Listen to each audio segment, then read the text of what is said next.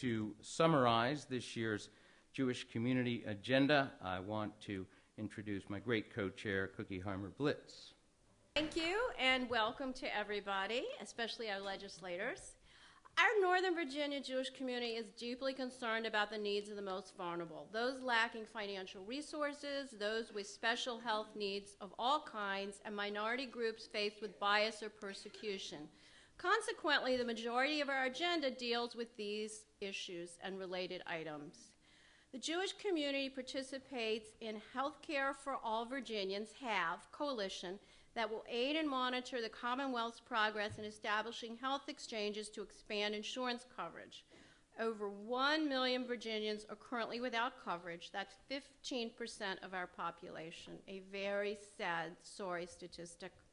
The federal government's Children's Health Insurance Program Reauthorization Act provides 65% federal matching funds to encourage Virginia to expand insurance to uninsured children.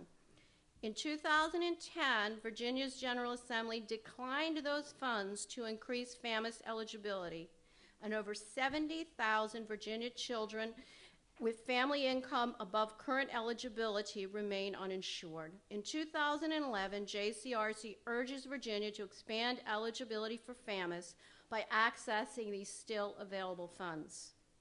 In times of financial challenge, our community expands the programs that are needed most and continues to ensure access to our services as best we can.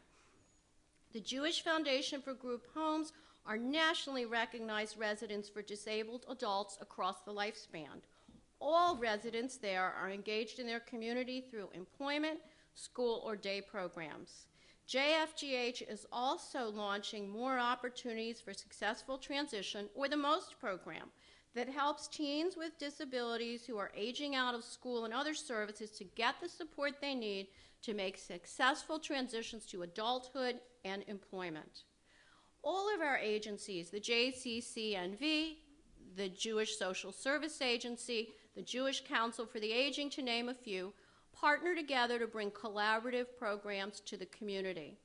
Just as social workers support the JCC's camp and year-round services for children and young adults with autism spectrum needs, Jewish Council for the Aging offers transportation support and referral, employment fairs, and other critical services that allow our seniors to remain engaged, independent, and productive. Many of these initiatives were launched or supported with grants from the Commonwealth. As the state tightens its belt fiscally, we continue to explore creative opportunities for expansion and partnerships with government and nonprofit entities. You can find a list of these services and more details online on our legislative agenda. Governor McDonald's focus this year continues to be on improving our Commonwealth through job growth and by making Virginia an energy leader. The Jewish community is in favor of these initiatives and urges the governor and legislature to ensure that in pursuing this agenda, priority is given to expanding clean energy sources such as solar and wind. We also support efforts that reduce our consumption and reliance on foreign energy sources. Our statewide Jewish community stands behind the governor and General Assembly's bipartisan and unanimous support for the Virginia Israel Advisory Board. There you go. You haven't even heard the great stuff they did last year and you're already excited. With a budget under $150,000, VIAB is able to grow an average of 100 to 200 new jobs each year, providing additional state tax revenues, which far outpaces its cost. This year, VIAB's most prominent success was helping the Sabra Company open the largest hummus plant in the nation in, yes, Richmond, creating over 100 new jobs. VIAB and Sabra continue to work together with Virginia State University on a new, I'm not kidding, Sabra chickpea specifically suited to this climate, and if Ralph is here, I'm sure he'll be happy to discuss it with you. The Commonwealth needs more investments like VIAB, and clearly everybody recognizes that. So let's just applaud them one more time. This is truly an outstanding endeavor of long-standing.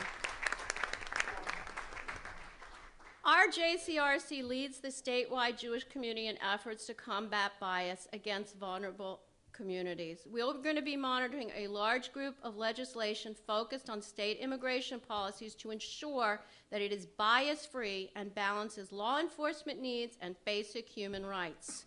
We will also be working diligently, very important, to ensure that Thomas Jefferson's principle of separation, church versus state, remains strong and promotes a welcoming environment to everybody in public schools and institutions, another perennial tenet on which we stand.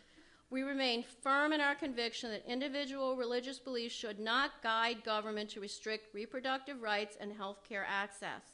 And again, we will be partnering very pleasantly and proudly with Hadassah and the National Council of Jewish Women on this.